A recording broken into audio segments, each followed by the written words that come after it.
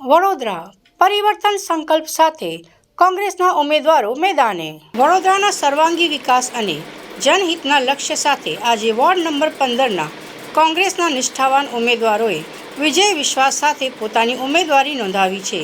નીલમબેન શ્રીવાસ્તવ, પારુલબેન પટેલ, રાજેન્દ્રભાઈ બારોટ અને આશીષભાઈ જોશીએ ભવ્ય રેલી સ્વરૂપે કલેક્ટર કચેરી પહોંચી ફોર્મ ભર્યું હતું। આ રેલી દીપક શ્રીવાસ્તવની ઓફિસથી શરૂ થઈ હરિયાળી હોટલ, વાઘોડિયા રોડ અને ગાજરાવાડી જેવા વિવિધ વિસ્તારોમાં ફરી હતી, જ્યાં ઠેર ઠેર જનમેદની બદલાવના નાદ સાથે ઉમેદવારોને વધાવ્યા હતા। ચાલો બદલાવ માટે સાથે ચાલીએના સૂત્રો સાથે કોંગ્રેસે મક્કમ ડગ માંડ્યા છે। વડોદરાના પ્રશ્નોનું નિરાકરણ અને શહેરના ઉજ્જવળ ભવિષ્ય માટે આ ચારે ઉમેદવારો હવે પ્રજાની અદાલતમાં મતની અપીલ કરી રહ્યા છે। વોર્ડ નંબર 15માંથી હું નામાંકન કર્યું છે અને કોંગ્રેસ પાર્ટીમાંથી ઉમેદવારી કરી છે। અમારો પૂર્વ વિસ્તાર છે। પૂર્વ વિસ્તારમાં પાણીની સમસ્યાઓ છે। પાણી વરસાદમાં વધારે હોય છે અને જ્યારે વરસાદ નથી હોતો ત્યારે પાણી પીવાની તકલીફ પડે છે। તો સૌપ્રથમ તો પહેલાં પાણીની સમસ્યાનો ઉકેલ લાવવાનો કોશિશ કરીશું। પહેલેથી જે આ પાર્ટીમાં કામગીરી તમારા પિતાશ્રી પણ કરતા હતા, તમે પણ હવે એ રીતમાં આવ્યા છો? અગાઉ અમે પહેલાં ભારતીય જનતા પાર્ટીમાં હતા।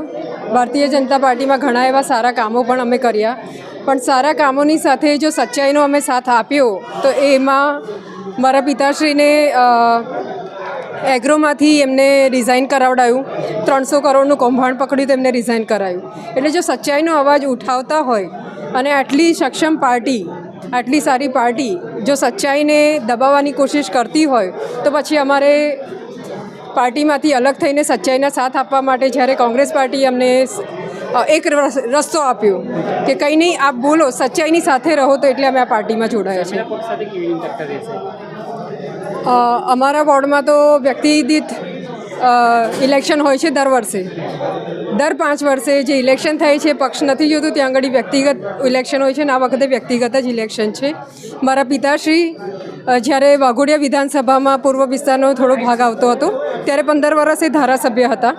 ત્યાર પછી ભાઈ દીપક શ્રીવાસ્તવ ત્યાં આગળ 10 વર્ષ કોર્પોરેટર રહ્યા અને ત્યાર પછી ગઈ ટાઈમમાં આશીષભાઈ અને પારુલબેન પટેલ એ કોર્પોરેટર રહ્યા। એમ 15, 10 અને 5 અમારી 30 વર્ષની જે કામગીરી છે એ કામગીરીના આધારે અમે લોકો વોટ લેવા માટે નીકળ્યા। ભગવાન શ્રી રામ, બજરંગબલી અને દેવોના દેવ મહાદેવના આશીર્વાદ લઈ અને ટેકેદારો જનતાના સાથ સહકારથી જંગી બહુમતીથી રેલી કાઢીને અહીં આગળ આવ્યા છે અને આજે અમારું ફોર્મ સબમિટ થયું છે, ભર્યું છે।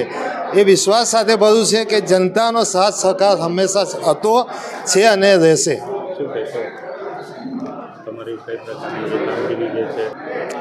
મારું તો આ ફોર્મ ફર્સ્ટ ટાઈમ હું ભરું છું અને ફર્સ્ટ ટાઈમ હું ચૂંટણી લડું છું, પણ મધુભાઈ શ્રીવાસ્તવ એ ચૂંટણી ઘણીવાર લડી ચૂક્યા છે, એમનો દીકરો લડી ચૂક્યો છે, આશીષભાઈ, આ બધા જ મારી પેનલમાં મારી સાથે છે અને હું એમની સાથે કાર્યકર્તા તરીકે રહ્યો છું।